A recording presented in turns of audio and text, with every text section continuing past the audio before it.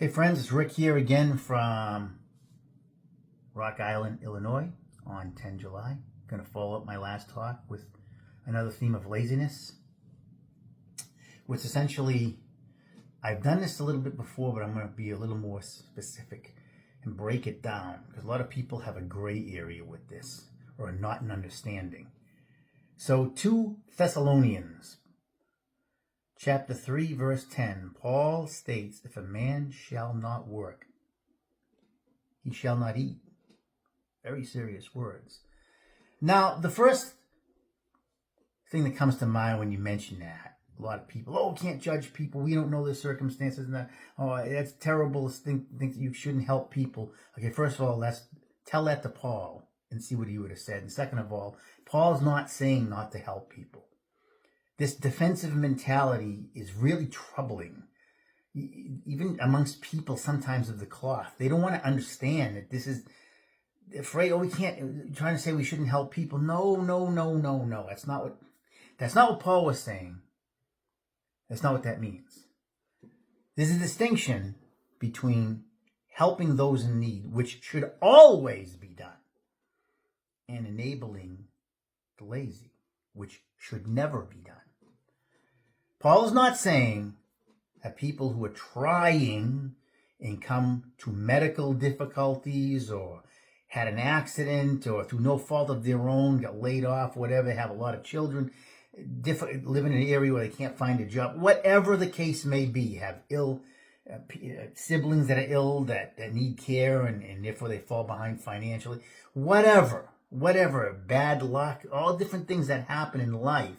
Sometimes people need help through no fault of their own. There's no doubt about that. We should help them. I'm big on that. When I was in New York City, many panhandlers, there were 2 types.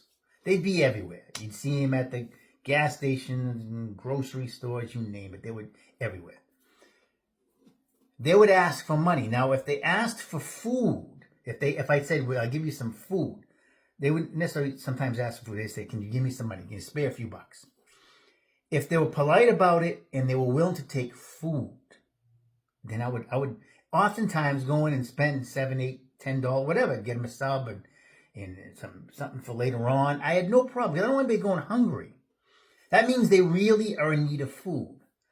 But if they didn't want food and they just wanted money, because you know it's going to go to cigarettes, booze, drugs, porn, whatever. If they're not willing to take food at an establishment that sells food, like a convenience store at a gas station, they're sitting outside it and they don't want you to give them food, they just want the money, it ain't going to something good. And so I'd say, no, that's not being rude to anybody. That's realizing that you're wasting your money. You're going to enable them to go and get a bottle of alcohol and further put themselves to their grave. Is that good? No, it's not. So helping people is always a thing that a Christian person, or any person, but I'm talking from a Christian background, should be doing, because it's the theme throughout the Bible, Christ's teachings to help the poor. There's without a doubt. I've been and helped in soup kitchens in the past. Yes, I'm very much into that. But on the flip side, we live in a very lazy country with a lot of people who don't want to work, in the mid-20s going on disability. They don't want to do this, they don't want to do that, they don't want to do anything, and they never have any money, but they always have it for the wrong things. That is what Paul is talking about. And that does not deserve anything. Think of what he's saying in there. If a man shall not work, meaning he doesn't want to work, he willfully can, but refuses to work, takes another way out, expects somebody to do something for him, then he shall not eat. And when you don't eat, what happens? You die. Paul is saying, if you don't want to work as a man, you don't have a right in this life. You are on this earth to be productive while you're here. Not a slug, not a useless paperweight that other people have to carry because you don't want to do anything. That's what Paul is saying. He's not against helping the poor. He's not a holier than thou. That's not what that's about. That's not what I'm saying. But we have to make a distinction. There's a fine line between helping people and enabling them to destroy themselves. The two shall never meet. They can't meet. Now, I know there's circumstances where, well, you don't know what the circumstances are, and always go on the side of assisting somebody, and it's on them if they would take the money and do it the wrong way. I know that. But there are many times I've come across, traveling around with the military, when you know this person is doing the right thing, and you know this one is not. All right? I used this example before. There was a guy, I was at Virginia Beach. I used to run through a Target that was around the corner where I lived. Through the parking lot and around in Virginia Beach area. And this guy used to always stand. He looked to be like early 30s at the most. He was not old. Tall dude. Thin. He'd always sit there, and he had this at the edge of the parking lot in Target, and he'd have his sign. Got 3 kids. And sometimes they're full of shit. You don't even know if they're actually saying what is true. But he had 3 kids and mouths to feed. He didn't even look like he was old enough to have 3 kids, but maybe he did. And 3 kids and a wife and this and that need money. So one day, I think it was a Saturday, in the nice morning. So in the morning, I went there. It was like 8 in the morning. I ran by and I saw him there. Didn't say much to him. Never really gave to anybody that I was running because I didn't have money on me. And then later on, later on, 8 hours later, I went and ran again. I forget why. I went for another run. The guy was still there. Target was hiring. And I went up to him, I said, "Hey, pal, you've been standing for 8 hours here.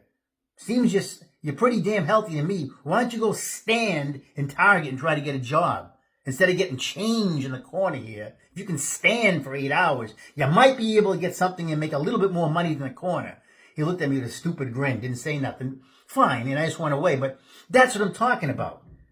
You're able-bodied, you stood around for 8 hours, you're not in a wheelchair, and there's a place is hiring with a sign, and you'd rather stand out there and get a couple bucks here and there. I have no pity for that, because that's just stupidity. All right, that's just laziness. That's all that is. So that's my talk here. We need to understand. We all talk about helping this one, helping the. Yes, we have a lot of lazy people in society today. Do not want to do a lot. We see lots of them. And Paul, I never hear a preacher or anything talk about that. And it bothers me sometimes. I never hear one talk about 2 Thessalonians, because I think they're afraid people take it the wrong way. But it's very important what Paul is saying. He's making the distinction. You can't be lazy, an able-bodied human. I'm not talking about an older person, somebody, cancer and stuff like that. But an able-bodied man especially doesn't want to work. Nobody owes you anything. That's Paul. That's not me saying that. It comes right from the Bible. All right, so Rick here on 10 July. Once again, have a great night and God bless.